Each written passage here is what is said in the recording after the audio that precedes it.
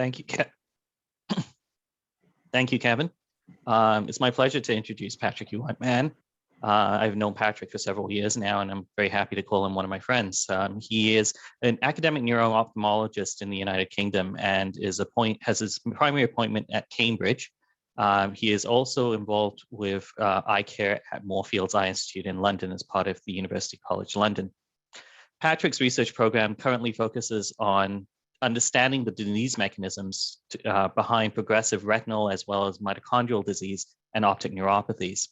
He's published over 150 articles, many of which are on LHON, and has been one of the principal investigators on both the ROTO study and the GenSight gene therapy trials, which we are going to discuss today. We're very grateful to Patrick for giving us part of his time, and we thank him for going to present to us today and to take some questions. Thank you, Patrick. Thanks very much, Rustum. And as you mentioned, time flies. It's nearly a decade now, I think, since we first met. And I'm sure there's still many years ahead of us. And thanks very much for LHON Canada for organizing this Zoom webinar, this evening at my end, probably late afternoon where you are. It's a shame we couldn't meet in person because of the COVID pandemic, but at least with technology, we're able to keep in touch.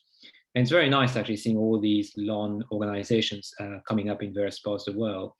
We have the UK LHON Society in the UK, and over time I've been able to meet with other other LHON societies in Europe. And it's quite nice that now we have a lot of these patient advocacy groups which are really trying to promote education in Leber's optic neuropathy. And this is going to become even more crucial as we move forward towards further clinical studies. So I'm going to share my screen now. And then hopefully there'll be plenty of time for question and answers at the end. As Rustum mentioned, I've been involved in research for nearly 2 decades now, starting when I was still at medical school. And it's been a really interesting journey seeing how the field has changed from being very focused on the genetics to thinking more about how we can come up with treatment for what is a pretty severe form of visual loss. And just before I start, I just want to mention some of my financial disclosure. Obviously, I've been involved very closely with all the companies that have been doing translational work in Leber's optic neuropathy, including GenSight, Stealth Biotherapeutic, and Santhera. And I was a coordinating investigator for the GenSight Biologics gene therapy trials. Because the audience is a bit varied, I thought it would be very useful just a very brief introduction on Leber's optic neuropathy, known as LHON or LHON, depending on where you are in the world, very much focused on the therapeutic strategies that have been explored, including gene therapy, and really where we are now and what's coming around the corner in terms of treatment for patients who've been affected with this mitochondrial form of blindness.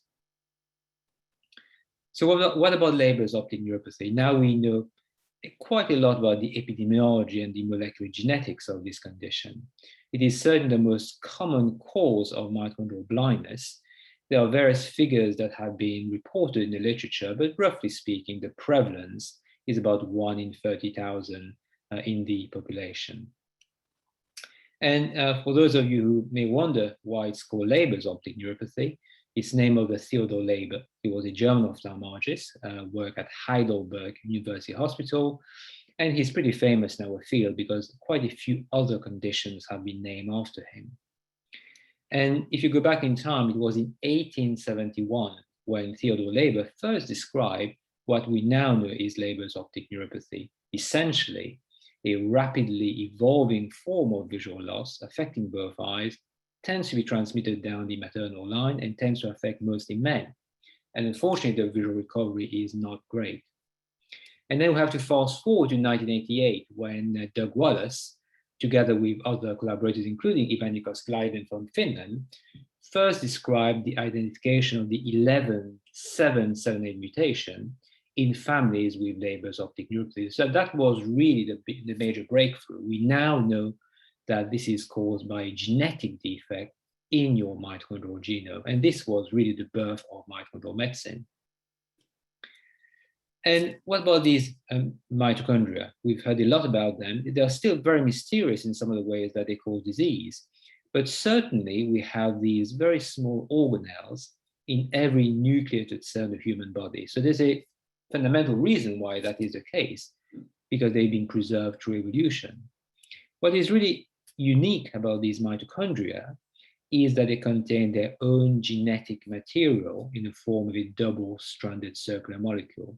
So if you think about your nuclear genome, which consists of billions of letters, the mitochondrial genome is quite small. It only codes for 37 genes. 37 is a tiny number compared with the nuclear genome. But all these 37 genes are absolutely critical for normal cell survival.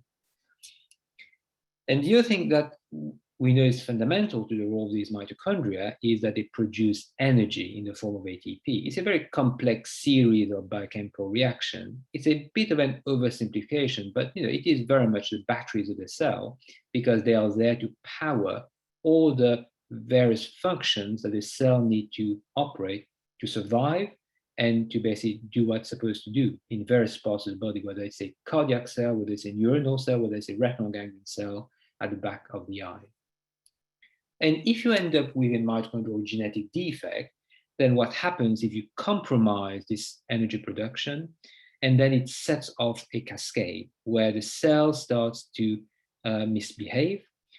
You have a further reduction in the amount of energy being produced, and then lastly, the cell dies, and that's how you end up with people becoming symptomatic with various features, whether it's ocular features, whether it's brain features, or whether it's to do with your skeletal muscle. When it comes to the eye, the main reason why I became involved in research in this area is that more than 50% of people with a mitochondrial genetic defect will have some form of eye problem. And in some conditions, like Leber's optic neuropathy, it is really an ocular problem most of the time.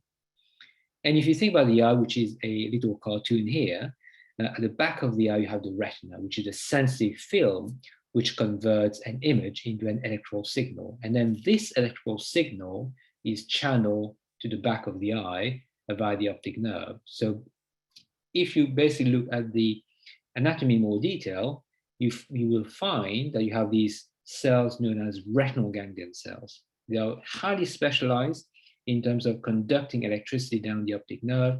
And when you're born, roughly speaking, you have about 1.2 million retinal ganglion cells. And these converge, go at the back of the eye, and this forms the optic nerve. Now, in terms of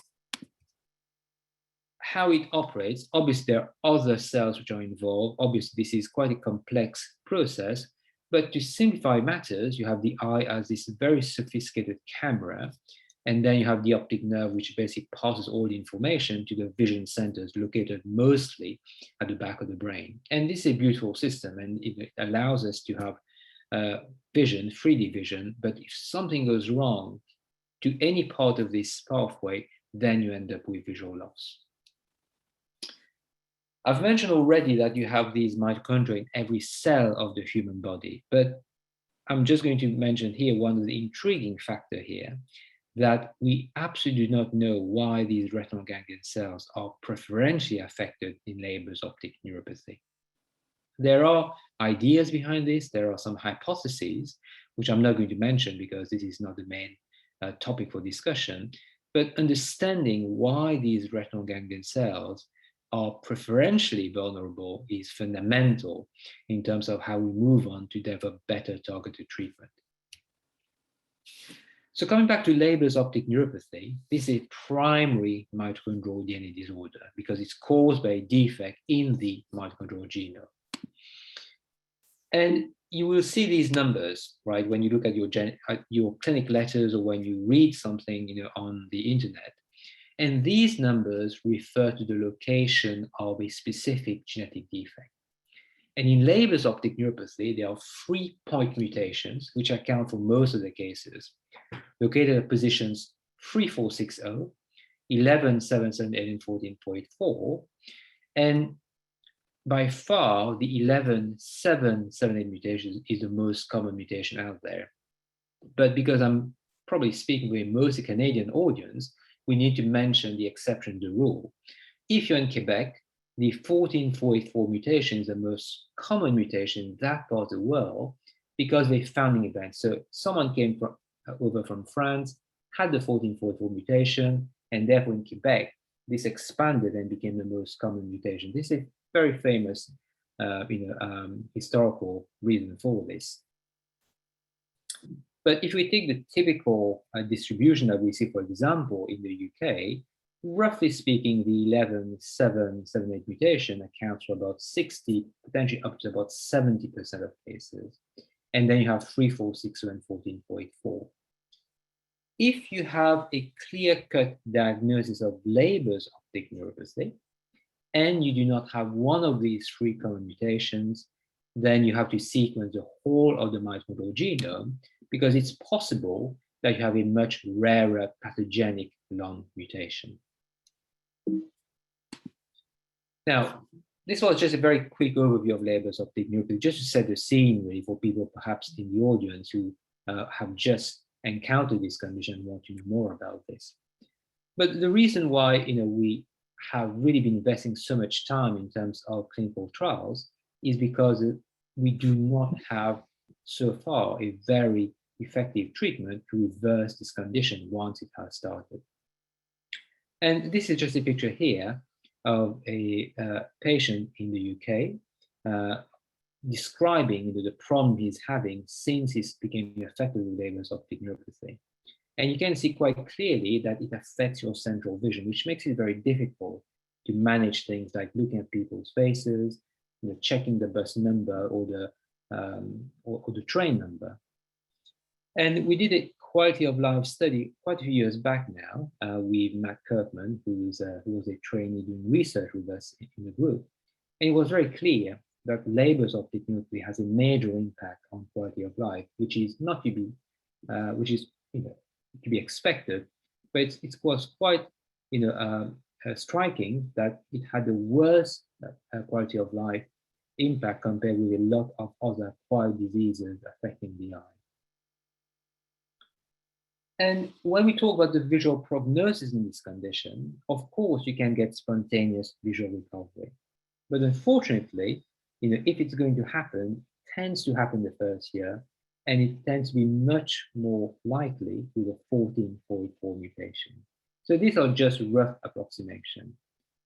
But the main thing to consider is that Leber's optic neuropathy has a poor visual prognosis. So this is a more recent paper that we published last year. This was a study carried out in collaboration with Nancy Newman from Emory and Valeria Carelli from Bologna in Italy, where we basically look at all the studies that have been published over the years, and then we extracted the data and then basically looked at the visual prognosis.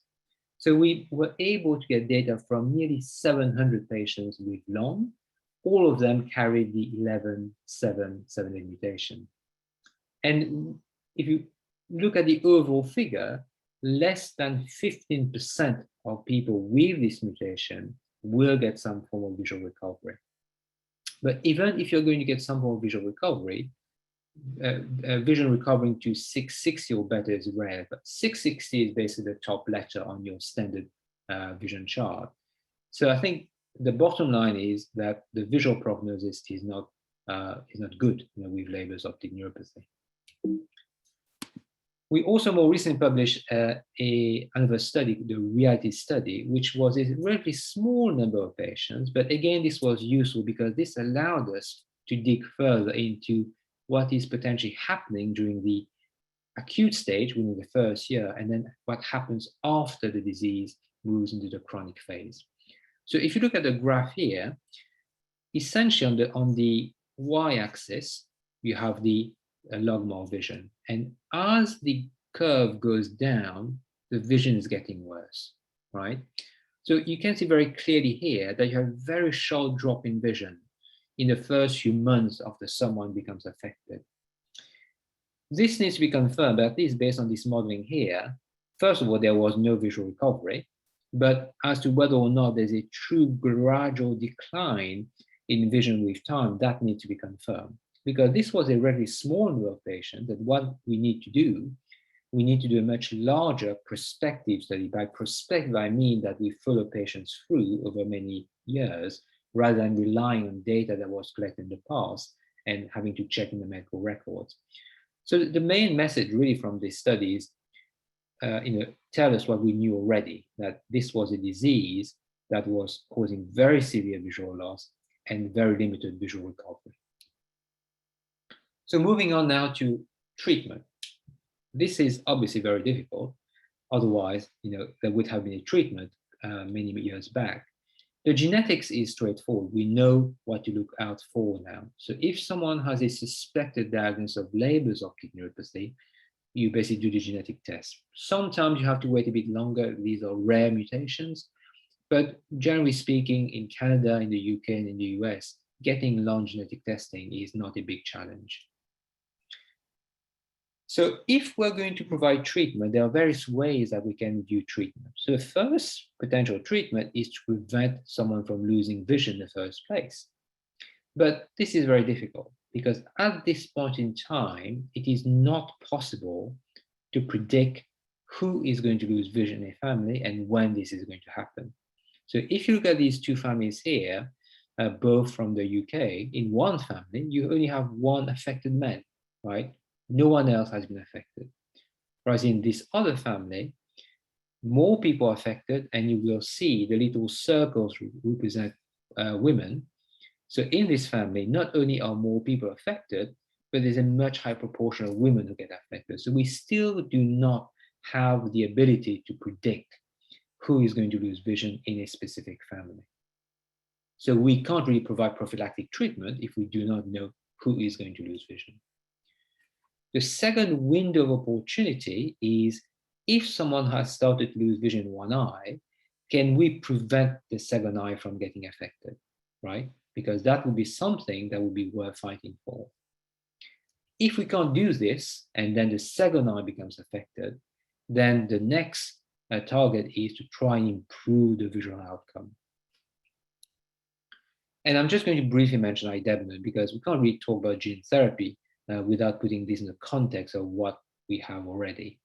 So idebenone is a synthetic molecule, it's a synthetic ubiquinone analog, which allows your mitochondria to operate better under conditions of stress.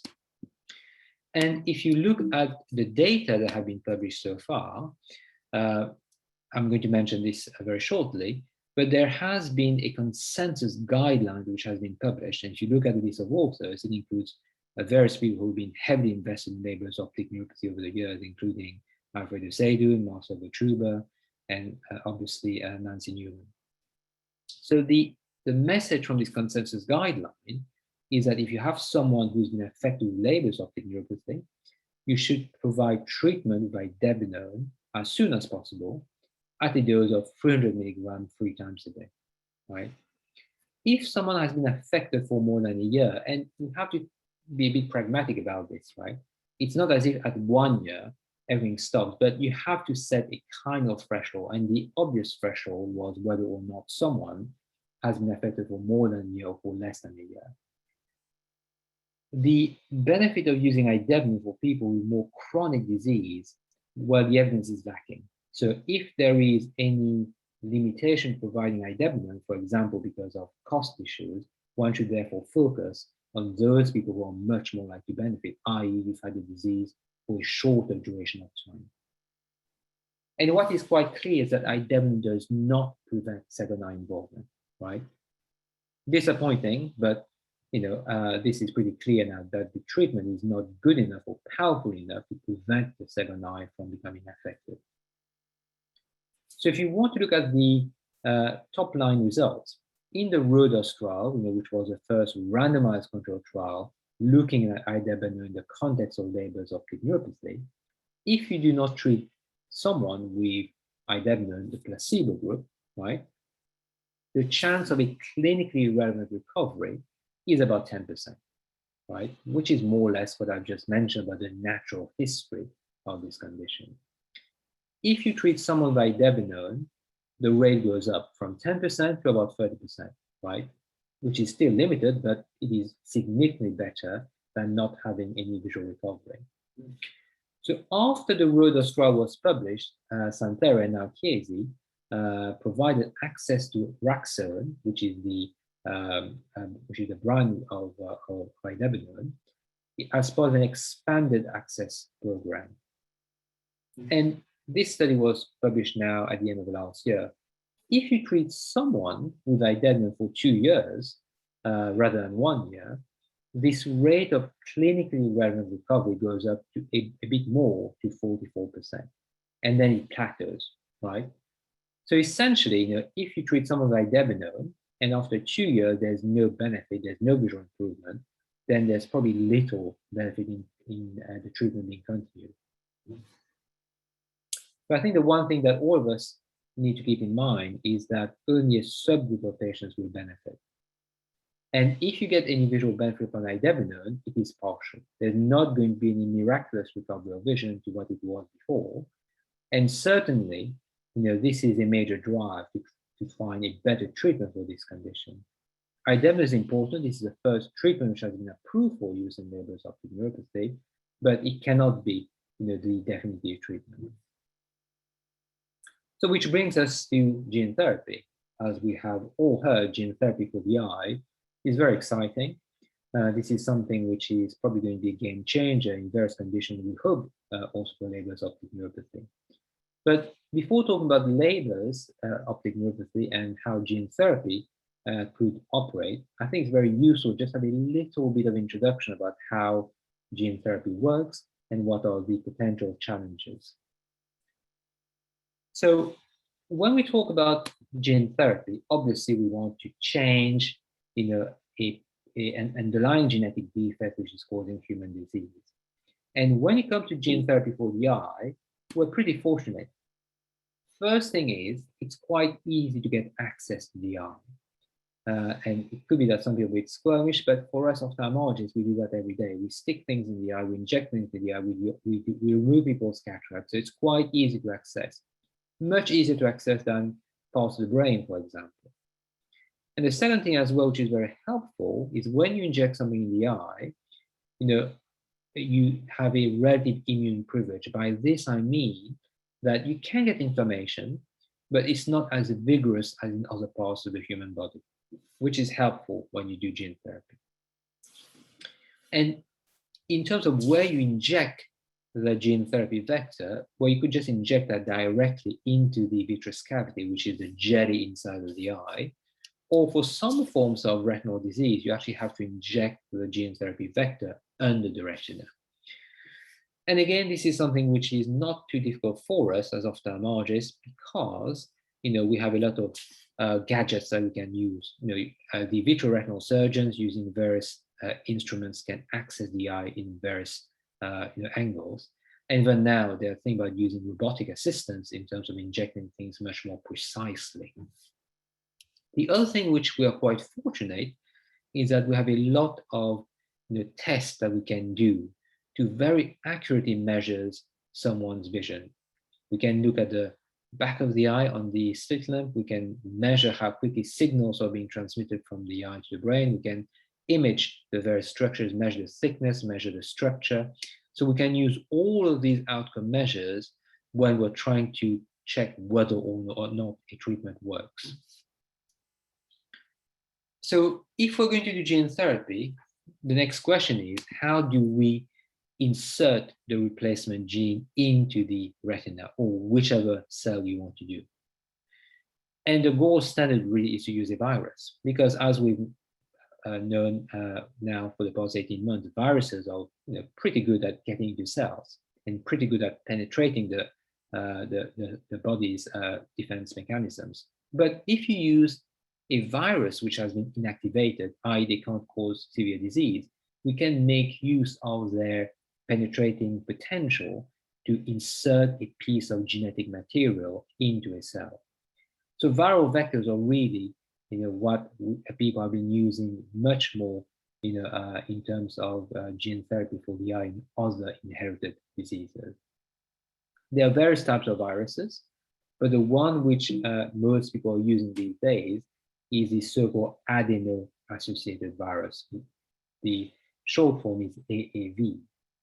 And the reason why AAV are pretty good is because it's big enough that we can insert the gene that we need to replace. It has a proven safety track record. It's been used for decades now with a very good safety profile. And very important as well, you can get inflammation, but it tends to be a controllable, minimal inflammatory response that we can provide drops or tablets to get rid of it if it does appear. And what is quite fascinating is how people have been able to engineer these viruses to make sure that it can infect the cell that you're interested in, right? It's an area which is still actively being researched, but if you're able to manipulate the envelope, you can make sure that the viruses penetrate the cell much more efficiently. So in this case here, we're making use of the virus for our own benefit rather than this being a cause of human disease.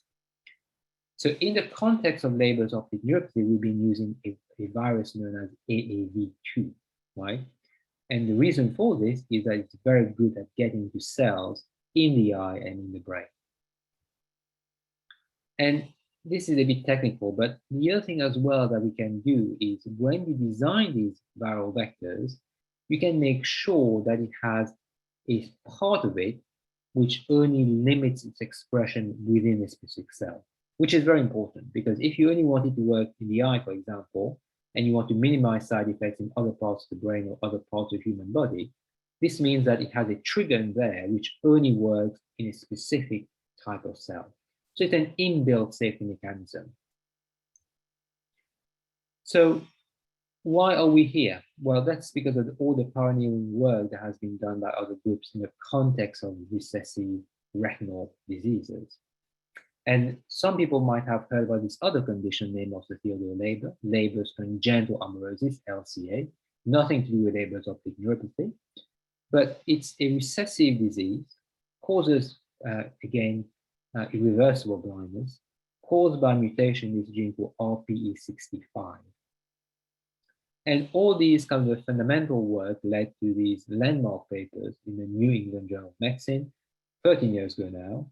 And then fast forward, now there is one treatment, Luxturna, which has been approved by the FDA, which has been approved by the European Medicines Agency as treatment for patients with Leber's congenital amaurosis caused by the specific mutation in RPE65. It's a very expensive medication, but certainly has been approved now in the US and in the UK.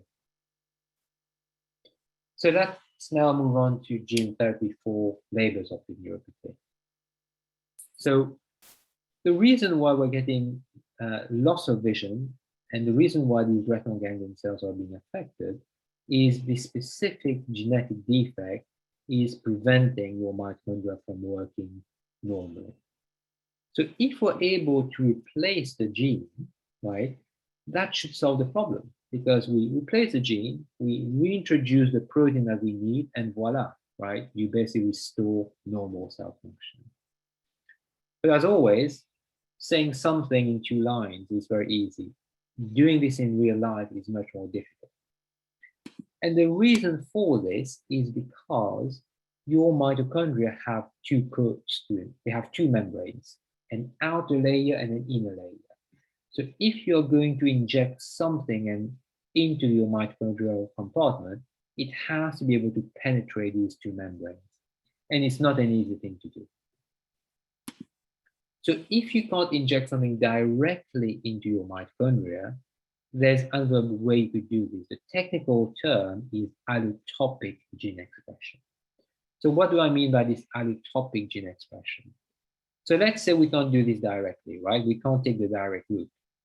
What we can do is we take the gene, we insert this into your nuclear genome, it produces the protein, and then the protein has a very specific barcode attached to it called this mitochondrial targeting sequence. And the barcode says you are going to go to that specific location, and then it gets imported into your mitochondria. So a very elegant method and one way of bypassing this barrier towards the direct transfer of the gene into your mitochondria.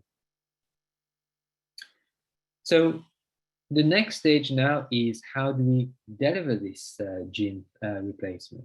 So as I've mentioned already, we're going to use a virus. We're using the AAV virus, and specifically we're using an AAV2 viral vector. And various studies have been done, and these studies have shown quite clearly that using an AAV2 vector to replace the missing mitochondrial gene is effective at rescuing these retinal ganglion cells in these animal models. And here you're just seeing the viral vector. The important thing to remember is that it contains the replacement gene. ND4 is the gene which is affected in patients with the 11.778 mutation. So this is the most common mutation out there. So you have the gene therapy vector. It gets injected directly into the jelly of the eye, into the vitreous cavity here, and then it gets into your retinal ganglion cells. So that was really the premise of what we're trying to achieve. And I just want you to focus on the dates here. So basically, we're talking about work that have been done probably around 2008. And then additional work had to be done to show that this was safe and this could potentially be inserted into the human eye. And now we're 2021. So we're talking about more than 15 years of work, which gives you an indication of how challenging it is before you come up with treatment that potentially can be effective in a condition. So I'm not going to go through the whole process with you, but I'm really going to focus on two of the studies which have been done using this specific GS10 gene therapy vector from GenSci Biologics. There were two studies, right? Rescue and reverse. The rescue study was for patients with the 11.7.7 mutation who have been affected for up to 6 months. The reverse study was for people who've been affected for 6 to 12 months. So we were really recruiting and looking for patients who have been affected for up to a year, split into two groups, rescue and reverse. And as part of the study, one eye was injected with gene therapy vector, whereas the other eye was just touched lightly with a blood cannula. This was a sham group. And in terms of rescue, 39 patients were recruited, the last one in July 2017. And for reverse, 37 patients were recruited, the last one in February 2017. And various outcome measures were used. Obviously, we look at vision. We also look at other structural biomarkers. As I've mentioned, we can measure the thickness of the retina, we can measure the thickness of the optic nerve. There were quite a few other things that we included as well. But fundamentally, what we wanted to know is whether there was an improvement in visual acuity. So these are the two papers that have been published end of last year in January. There are a few papers that have come out more recently, but these are the two main ones in terms of the visual outcomes. The first paper was published in Science Translational Medicine in December of last year, and then the second paper came out in January this year in ophthalmology. And what did we measure in terms of vision, right? You will see this in the slide, which I'm going to show you, something called logMAR visual acuity, right? Which is just a notation for us to record someone's vision. And if you look at the table here, this is probably something that you're a bit more used to. For example, 6/6 vision is 20/20 vision, and this is what you will see in your reports from your optician or your optometrist. And and as your vision gets worse, up to 6/60, logMAR increases to 1.0 here, right? If your vision is too poor for you able to read any letters in the chart, then it's labeled as counting fingers, hand motion, and light perception. This is off-chart vision. So if you look at rescue at the 39 patients that were recruited, without any big surprise, the vast majority of the patients were male, right? Because this is a disease which affects young adult men. The mean duration of visual loss, on average, the people in rescue had lost vision for about 4 months.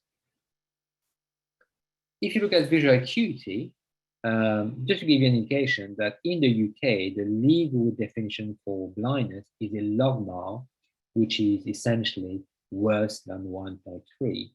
So in both the treated eyes and the sham eyes, they were already in the criteria for legal blindness. If you look at reverse, for the 37 patients that were recruited, again, 80% of the people there were men. The mean duration of visual loss was much more, as you would expect, about 9 months.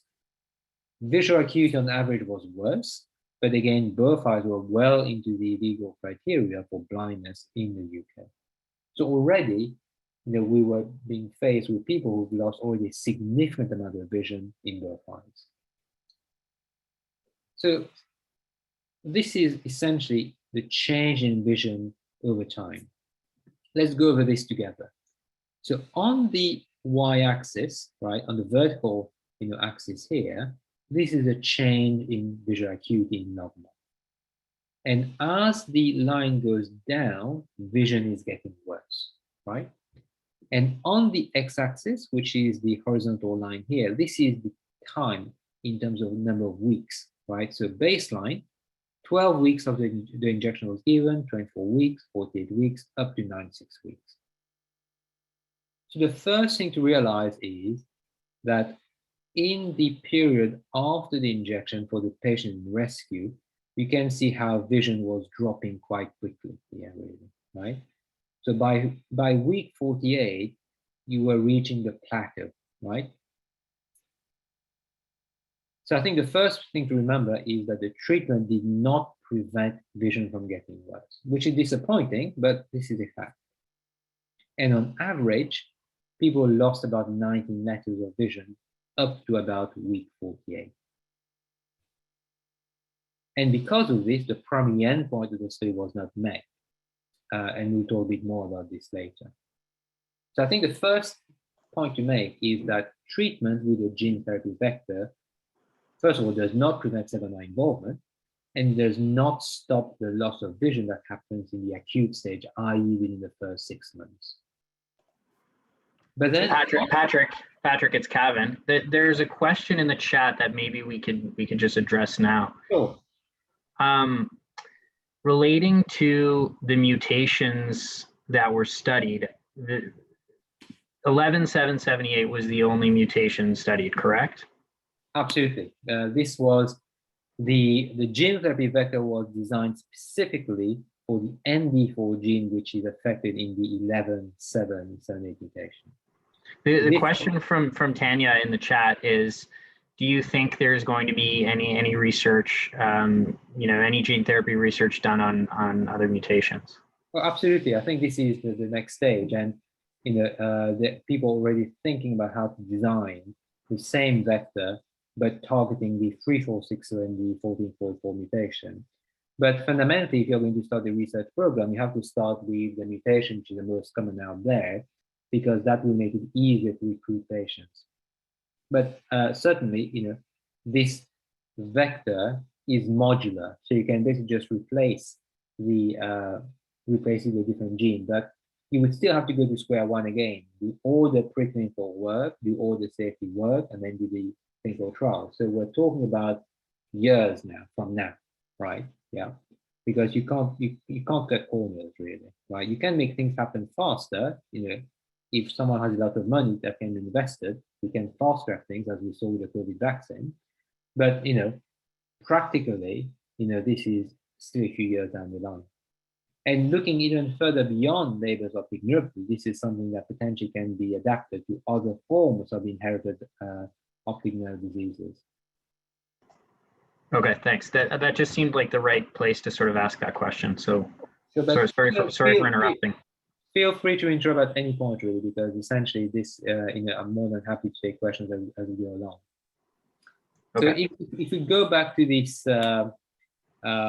graph here, so we established that we still have the loss of vision, right, in the first 6 to 12 months, but then something happens afterwards. We can see here that after week 48, in both the rescue and reverse study, you got this improvement in vision, i.e.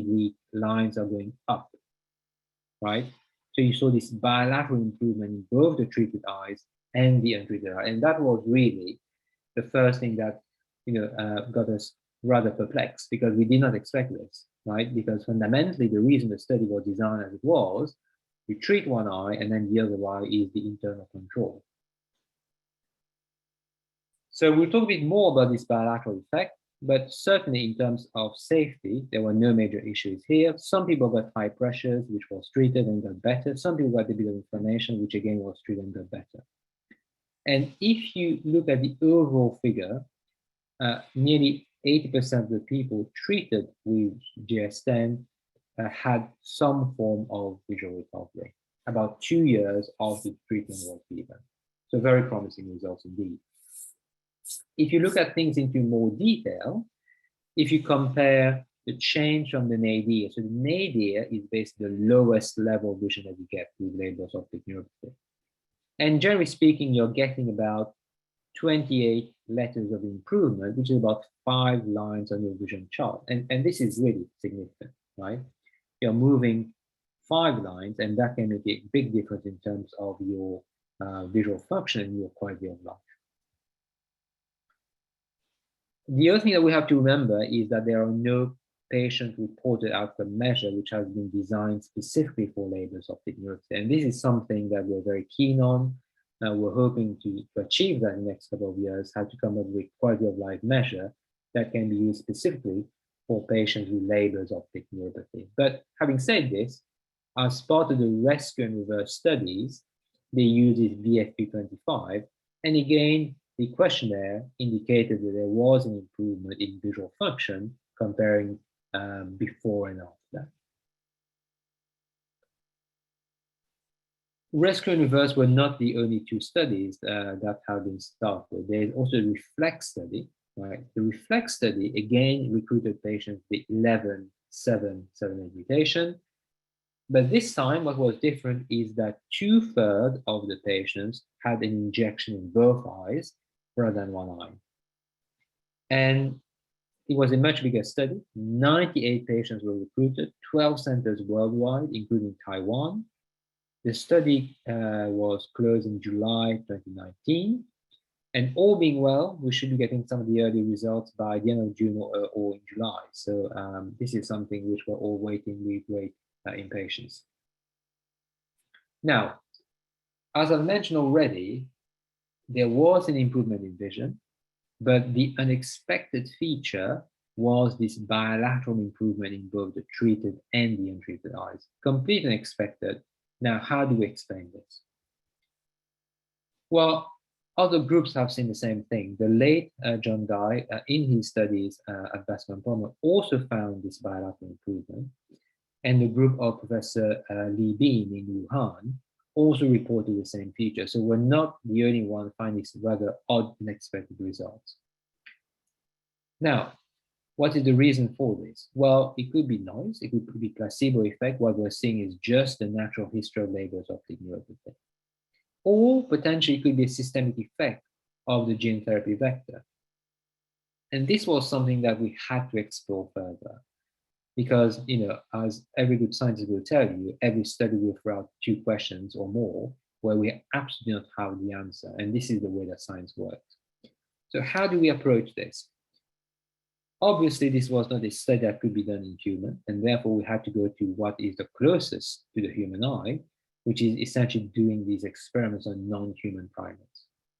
So what was done essentially is that one eye, the right eye, was injected with the gene therapy vector.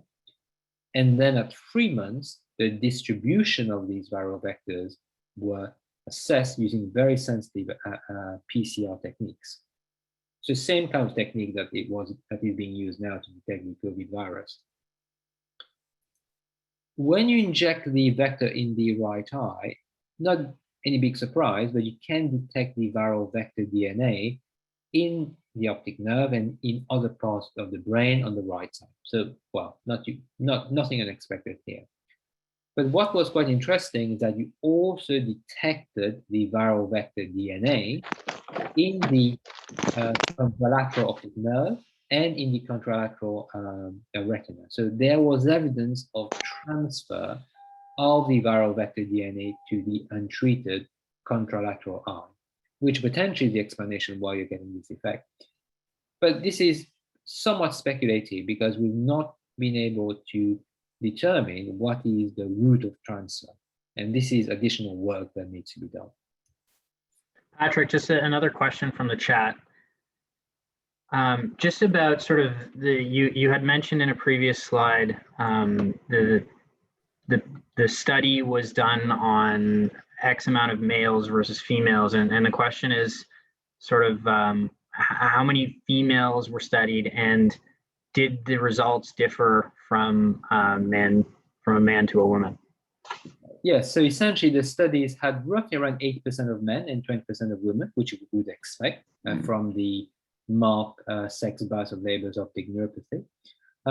I do not have the separate results for women and for men, but clearly excluding the women from the cohort, you will get the same pattern of visual change, really, right? So I suspect you probably will get the same by looking at the women, but the number will be much smaller. So that you will not be able to do any robust statistical analysis, really.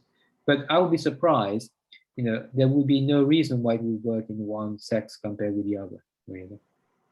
So there's no evidence that one gender may react more favorably to the treatment?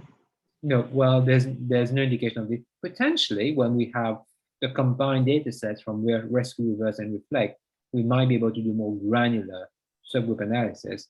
But that certainly was not an observation that was mentioned to us when we looked at the rescue and reflect, the rescue and reverse studies, really. But okay, something that is worth looking into. But at this point in time, there's no indication of this. And certainly, if I recall, there's no indication of this either with idebenone, that there was any evidence that men or women were more likely to benefit, really. And we've got a question from Frank, and maybe Frank can just unmute himself and ask the question, because it's a bit of a longer question.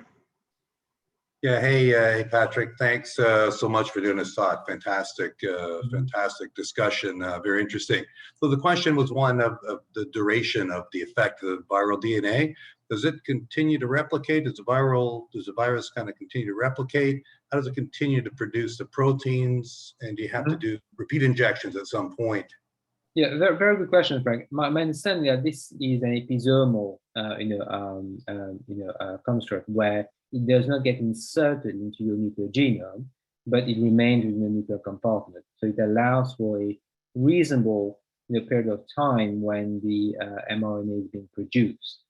And I think the most critical element is really about what we're trying to achieve with this treatment. Because fundamentally, after the disease has started, you have a significant loss of these retinal ganglion cells. But at the same time, you have a proportion of these retinal ganglion cells which are in suspended animation. It can go one or the other, right? It can just tilt and then it dies and then you can't recover anything. The aim of this treatment, as it is for idebenone, is to bring back these retinal ganglion cells from the brink, right? And then allow them to survive, and then they become more stable. As to whether or not you need to give repeat treatment, I guess this is what's going to emerge from the long-term follow-up. We do know from the RODOS trial, from the idebenone study, that after treatment, if you benefit and you stop the treatment, there's no evidence of any regression of the treatment effect, right? My personal view is that probably will be the same thing for the gene therapy work, because you've already brought back the retinal ganglion cells that were going to die, but you were able to rescue. And there will be long-term study, and very soon the 3-year data will come out, the 5-year data, and we really need to have this, not only for efficacy, but very importantly in terms of safety, right?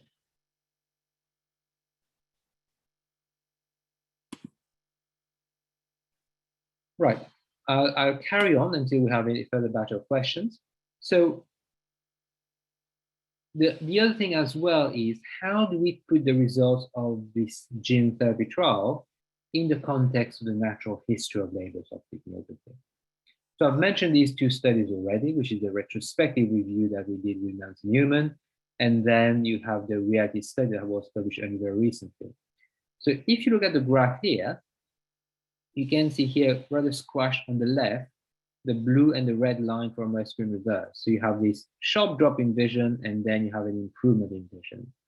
And if you superimpose the curve of what happens in someone who's untreated, which is the green line here, you can see that there is a divergence from the untreated group, i.e. the untreated group never gets much recovery compared with the rescue and reverse cohort.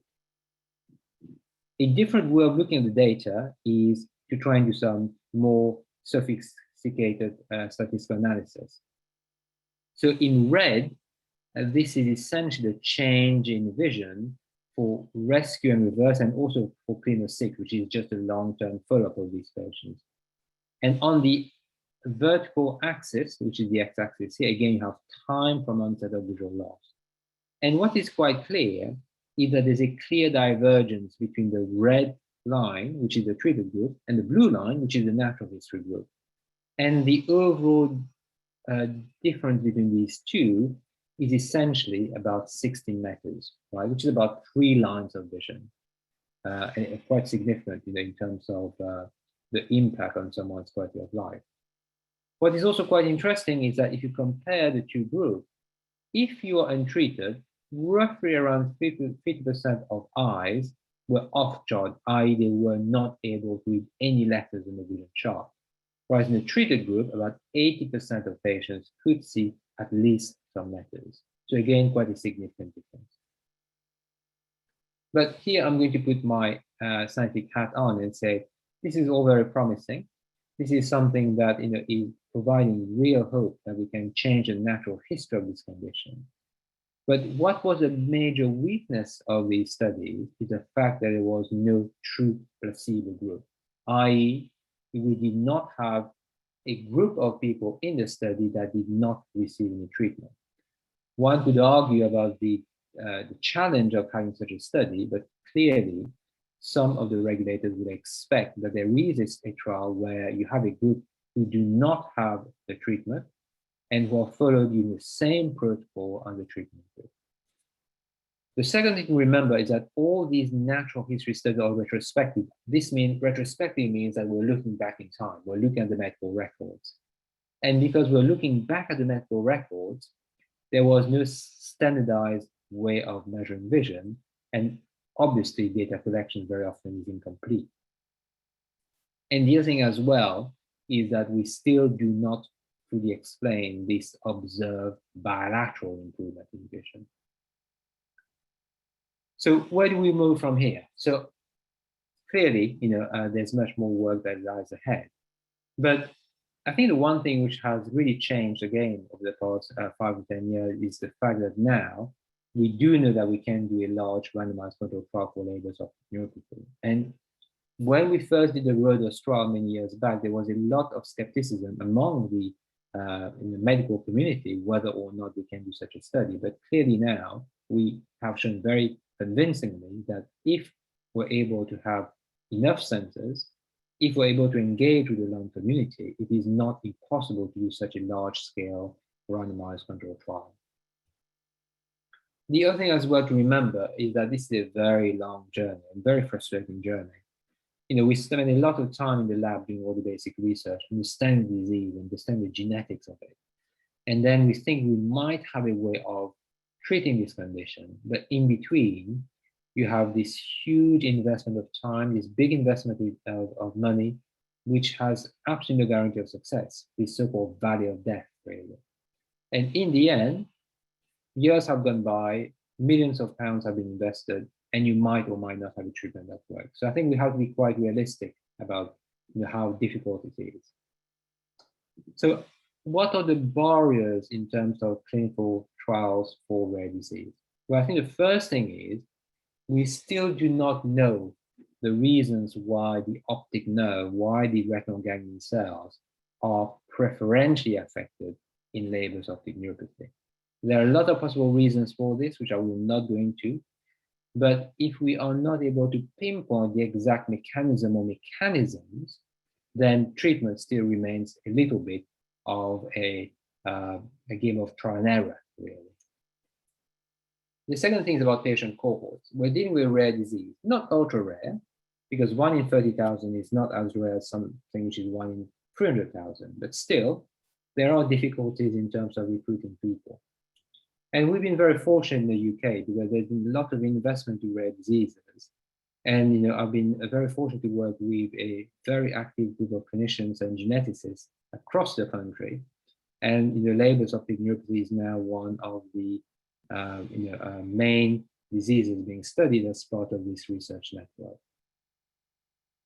But obviously, we need multi-center collaboration. Rescue and Reverse showed the need for centers in different parts of the world. And the other thing as well, which has become very clear, is that patient organizations have a big role to play. 10 years ago, we had Lisa, for instance, who started the LHON organization in the US, and then we had the European organization that came along.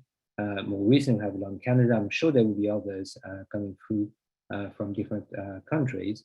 But all of this really is to try and improve the education of not only ophthalmologists who might not have heard about Leber's optic neuropathy, but also improve the education of the patient community.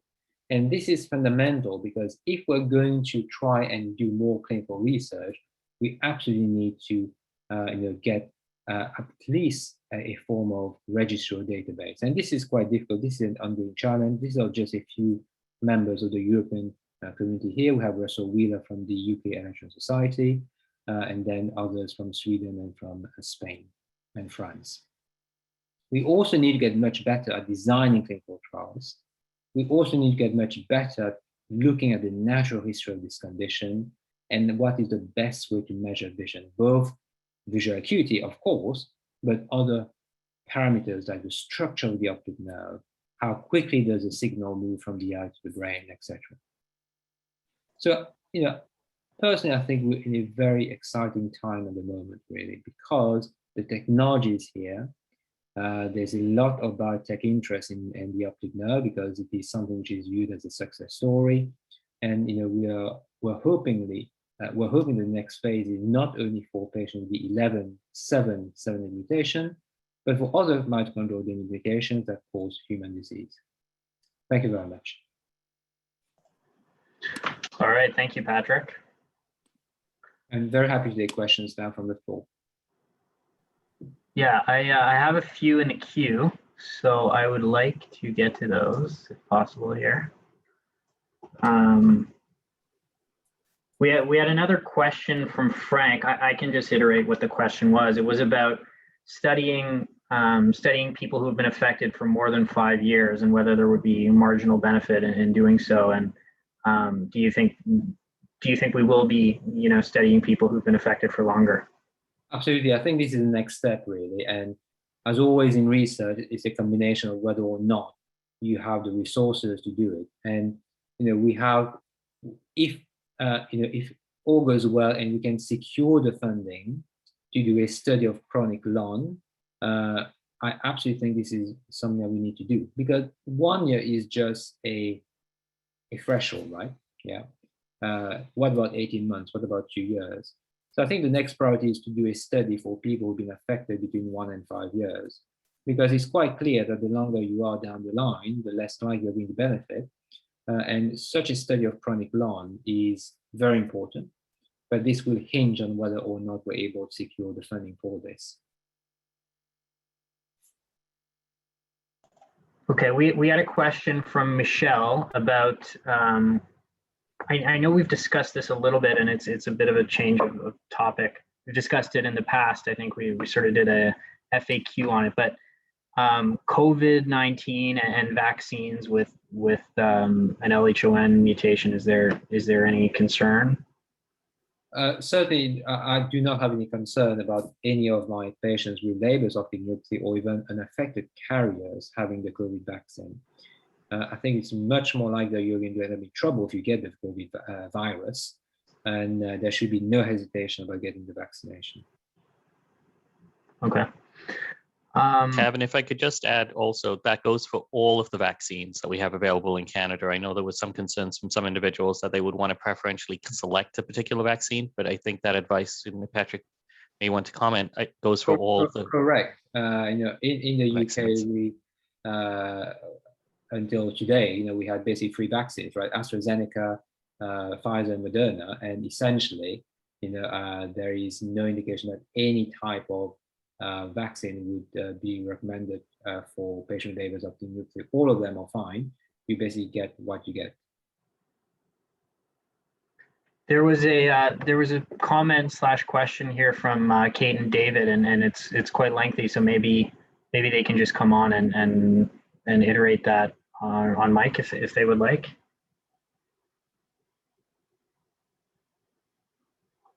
Maybe we lost Kate and David.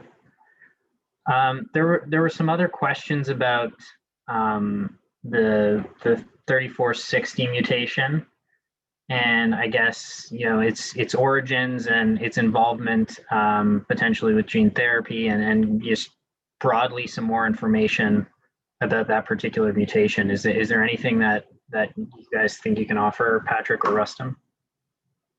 Yeah, and I think this is again the 14. Rustum probably will have more experience, but I only know from what I read in the textbook. You have a much higher prevalence of the 1444 mutation in French Quebec, but so you can also have families with a 346 and 11778, and these mutations have arisen many times in human evolution, right? I might defer to Rustum here in terms of his own experience of the distribution of mutations in Canada. So thank you, Patrick. We certainly do have patients with the 3460 and the 11778 mutation, and the founder effect that we see in Quebec doesn't quite translate across the country. So on the West Coast, you end up with slightly higher levels of the 11778 mutations, and some of the patients that I see from Toronto, also 11778 certainly seems to be more common. But as with any family, the larger the family, the more likely we are to find patients who have that particular mutation. So part of that founder effect that happened in Quebec was related to the number of people involved in each generation. And that exponentially expanded the number of patients that carried the mutation. And therefore we have a strong incidence of the 1444 mutation in Canada.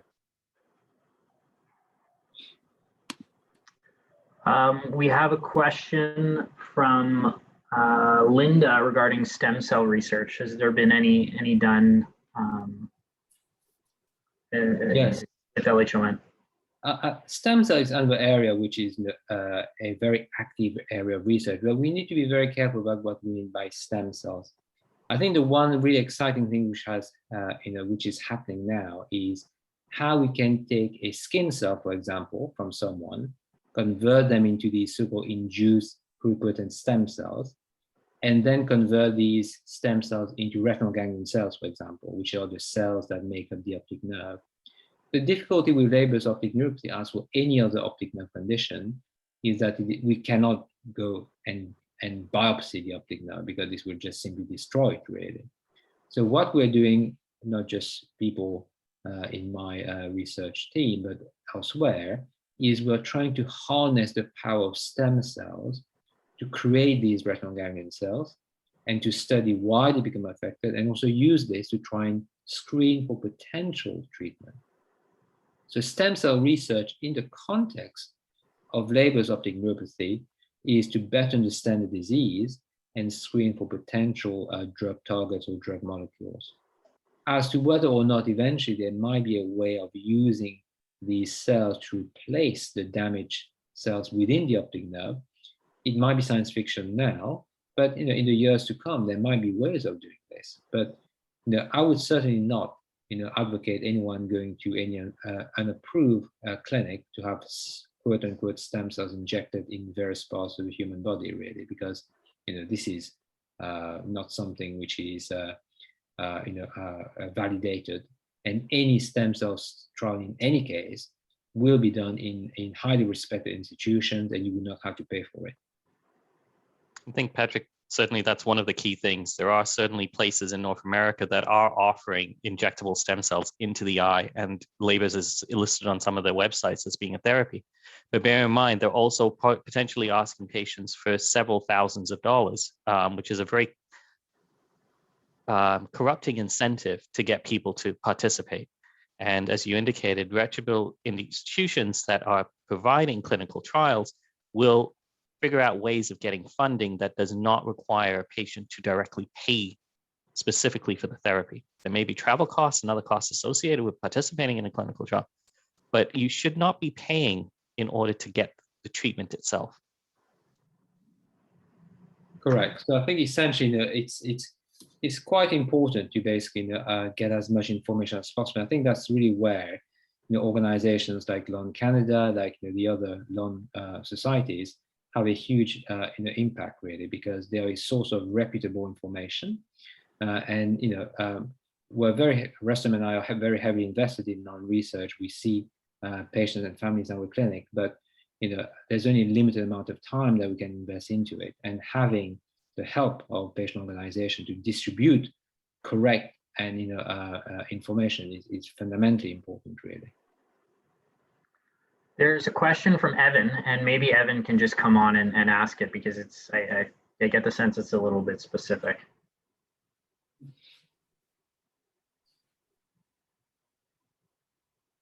Evan, are you there? Yeah, I'm not sure. It's regarding the 3460. No, no, but this is Iran. Go ahead, Iran. Yeah, thanks for the information. It's very valuable.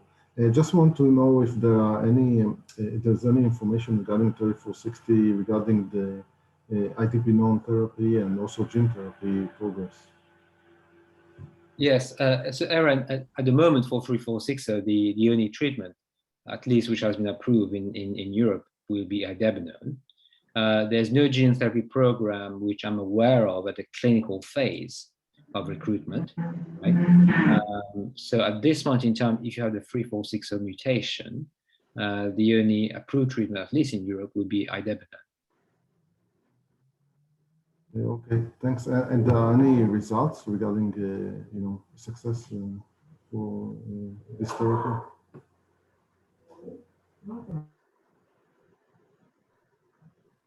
Sorry, I don't know. I don't think we caught that, Iran. No, sorry. Are there any published results for the success of the idebenone for the 3 genes?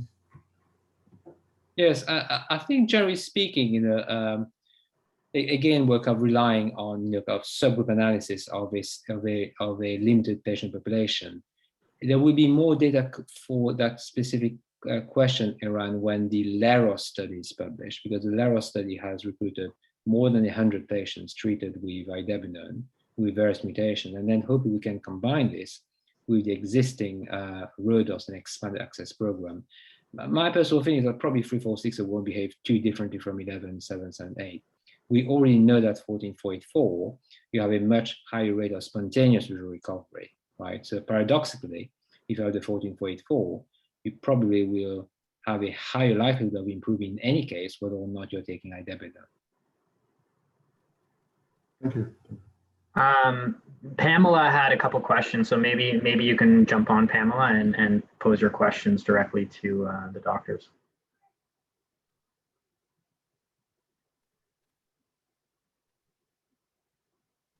Can you see or hear me? I'm not sure. Now we can hear you. Okay. Hi there. I was just interested to know what the penetrance of LHON is, and if there is incomplete penetrance that might lead to some of the families that only have a few patients. You showed the pedigrees early on, yes, where in one case it's only one patient, and another family there's multiple patients. And on top of that, I wanted to know if there are any differences in expressivity of the different mutations, or if any studies have addressed that. And one third question that I had was if there are any if you know of any treatments that have been proposed that target LHON modifier genes that have been described.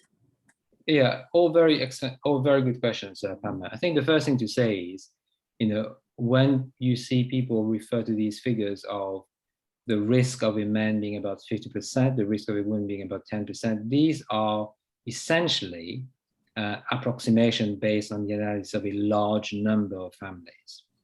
But the difficulties of genetic counseling is that you can't translate that to a specific family, because as I showed in that slide there, you have this extreme where in one family you have only one affected person, and then in another family you have a much higher penetrance of this, right? And the reason for this variable penetrance is multifactorial. There are environmental risk factors, and potentially if people are now having a much better diet, less exposed to toxins, smoke less, probably the penetrance is like to decrease because there's less triggers for the vision to be lost. So is it the case, sorry, is it the case then that in some of those pedigrees, there are people that do have the mutation, but just don't have any?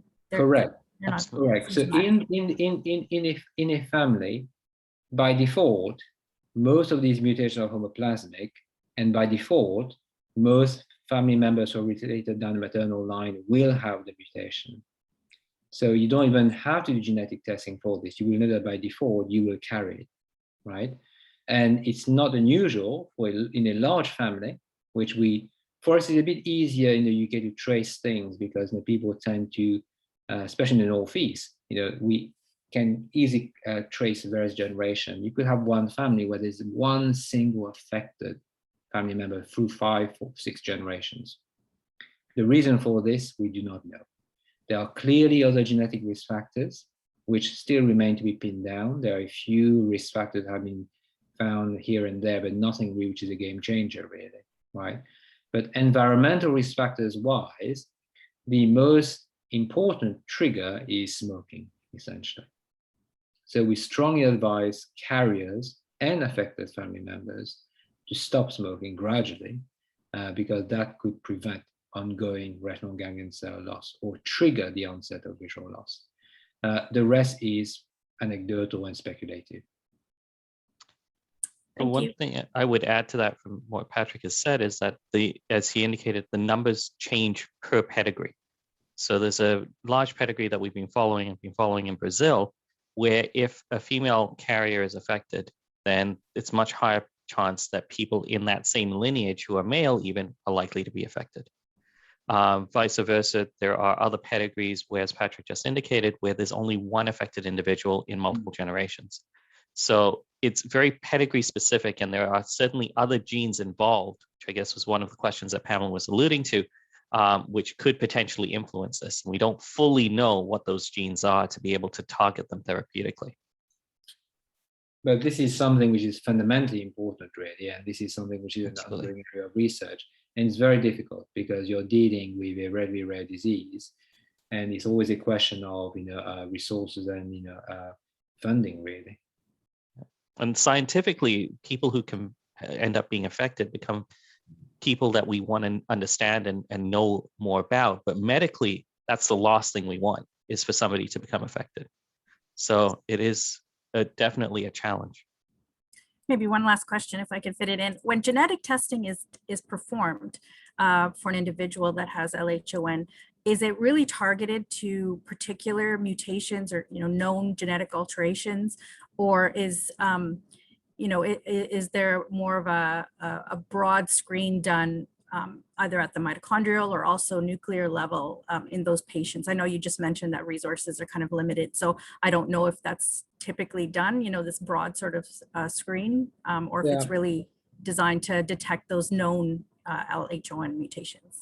I think that there are 2 angles to this. One is basically the diagnostic perspective, right?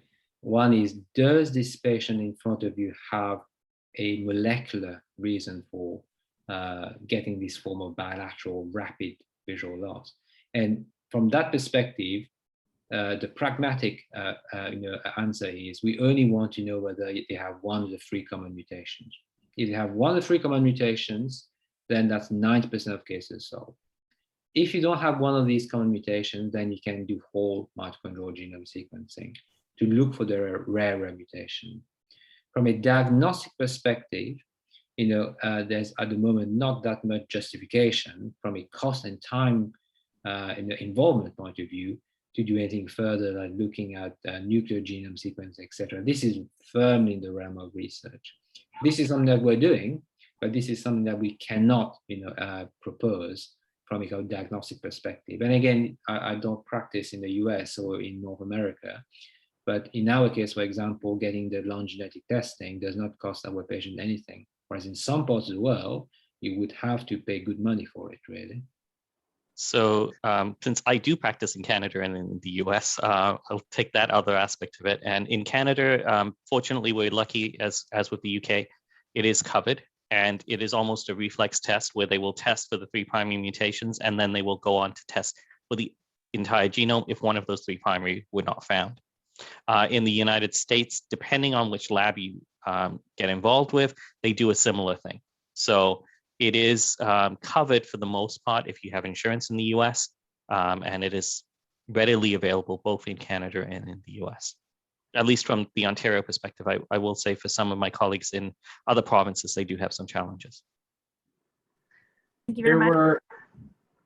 There were a couple questions in the chat about next steps for gene therapy and potential trials, specifically in the US and Canada. Yeah, and I think essentially at the moment we're still at the tail end of the reflex trial, which we expect the results to be published very soon. As to where we go next, I think the main thing, as we discussed before, is we'll have to explore this gene therapy paradigm in people with with longer disease duration, say for example between 1 and 5 years.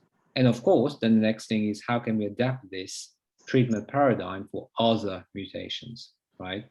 But and I'm going to be very clear about this, this is something that will take years, right? Even if tomorrow we design the vector, we'll still have to do all the preclinical and safety data, because this is the fundamental issue really, right? That we cannot, cut corners when we're dealing with experimental treatment.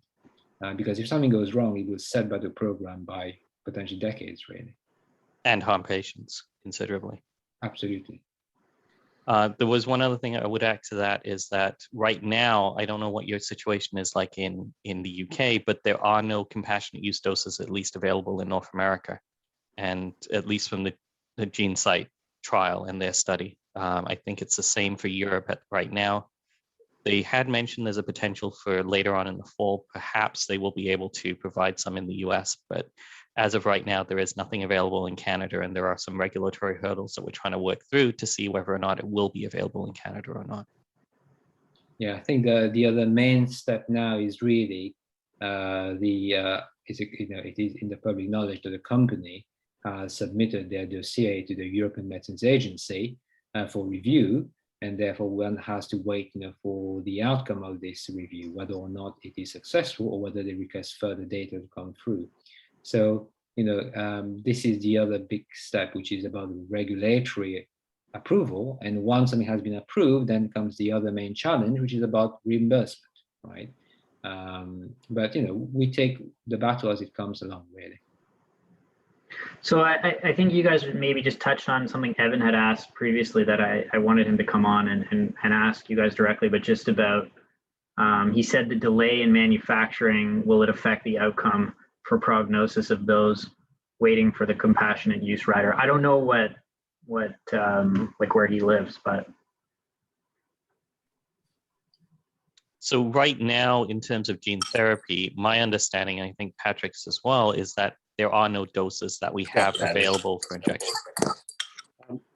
Okay, and then there's just a couple other questions here. Maybe we can answer them really quickly and then wrap things up. But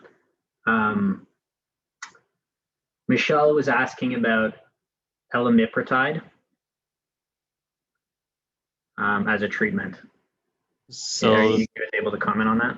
I am one of the investigators for the elimipritide trial with Stealth Biotechnology. That study is currently in an extended use for those individuals who originally enrolled in the study. We are preparing a manuscript for that, and publication will be coming out. There's been no decision made at this point as to whether or not a larger scale trial is going to be run, and it's currently on hold largely due to COVID, as recruitment would certainly be a challenge under these current circumstances and restrictions on travel being in place. Okay. Oh, Evan is from Massachusetts, I think is what Mass stands for. Okay. And then Joe, if you can see the question from Joe here, my husband has DNA JC30 mutation outside of the mitoDNA. do you associate this with LHON? Yeah, it is quite clear that there are now very rare cases where people present with features that one would think is Leber's optic neuropathy, but they have rarer recessive mutation in nuclear genes, of which this DGA C30 is one of them. It is clinically LHON or LHON-like. We know now that there are some rare genetic defects. As to whether or not they behave similar to classical LHON, I think we need longer term studies for this. As to whether or not this will also be a target for gene therapy, potentially, but again, there are challenges here because we're dealing with relatively rare genetic defects that would still have to go through the whole process again of designing the vector, testing the vector, looking at the safety, and then moving on to a clinical trial, right? Okay. I think that sort of wraps up our session today. I think we got to all the questions, hopefully. Send me an email with questions or email to the LHON Canada email address if I did miss your question there. I apologize. And I know Rustum will sort of be able to answer by email, hopefully. And then just a couple last housekeeping notes. Lissa, if you're still on, I thought maybe you could plug the UMDF conference quickly. Sure, I'm here and I would be happy to. So the UMDF in the US runs a symposium every year. And I think we've had 7 in person, and this year it'll be virtual for obvious reasons. And so if you want to mark your calendars for Saturday, June 26th, starting at 7 a.m. in Pacific time. So what's that, 10 a.m. Eastern? And it'll run till noon Pacific, 3 Eastern, and we'll have 3 LHON focused sessions. We'll have Dr. Karanjia here will be helping us with a series of talks and then some Q&A, and then we'll do a patient panel, and then we'll do a community update. So should be a lot of fun. Hope to have you all there. Awesome. And then Rustum, I know you wanted to give to give a quick update on the survey that you're running and then some more detail for everyone on the call. Sure. Thank you, Kevin. So just quickly, one of the things that both Patrick and I have always been looking at is trying to understand the disease better from a patient perspective and getting a sense of how it actually impacts function, some of the functional deficits that people encounter. One of them that we're looking at right now in the University of Ottawa is trying to see how patients are affected with visual phenomena that we would not necessarily contribute to 20/20 vision, but can affect patients' quality of life. And so we have developed a survey using some validated questions that are available online. And it takes about 10 to 30 minutes to complete. I'm hoping that those of you who are affected might be interested in participating in it. Unfortunately, the website is not very easy for me to name for you, but if you send an email, a quick email to lhonstudy@gmail.com, we have some people on that who respond from there who will be able to either assist you in going through the survey with you on the telephone if required, or we can direct you to the website as needed. So please, if you have some time, it would be great to hear from you. Thank you. If I can just tag on to what Dr. Karanjia said there, several folks have reported that they've helped a friend or family member do the survey. And I think he would confirm that that's totally fine too. So Absolutely. yeah, so if you're a loved one of someone who is affected, you know, someone who's affected, and you just want to make it easy for them and just say, hey, there's this survey, you know, and they need data, they need people. Can I take a minute and just run through this with you? Sometimes that gets things done faster. So feel free to take that approach too. And if you need the link to the form, if you look in the global LHON group, Kevin's put it in the Canadian group. If anyone reaches out to myself or Kevin or Lindsay, we can all send you the link. So don't let that stop you from participating, because as you were just seeing with data, small numbers aren't as helpful as big numbers. So please help get his research to bigger numbers so it's more valuable. Thank you. And Lindsay, any other last notes here? A quick LHON Canada plug here, you guys, is that we're doing a speaker series spotlight. So if you're interested in being involved in that, please reach out to Kevin or I. And then also I would just like to, on behalf of everybody, thank both of the doctors for your time, for your wisdom in imparting your knowledge here. I think everybody was really captivated, and it was really important information. What a pleasure to be able to host this webinar, and just on behalf of everybody, thank you very much. Yeah, thank you very much, Dr. Yue Man, and thank you to Rustum for helping to organize it. No problem. Thank It's you. a real pleasure to be involved. It's quite good for me anyway, because this coming Monday is a long weekend in the UK, so I'm not sure in Canada. But I don't mind staying up late this evening, really. Wonderful, It's gotta be everybody. bedtime for you now. Getting close to midnight, right? Because I'm five hours ahead, correct? Yeah. But it's good. The night's still young. Me and Rustum are used to late evenings, right? We're not Valeria. Well, no, I'm not going to reach that level, really. Right. There was a comment in the chat box about me telling my story, because I am somebody that received the genetic therapy in the drug trial in 2018. And I think that's a good story for possibly another time. But yes, definitely, I was the recipient of some of those new DNA that Patrick was talking about there. So feeling grateful to science every day.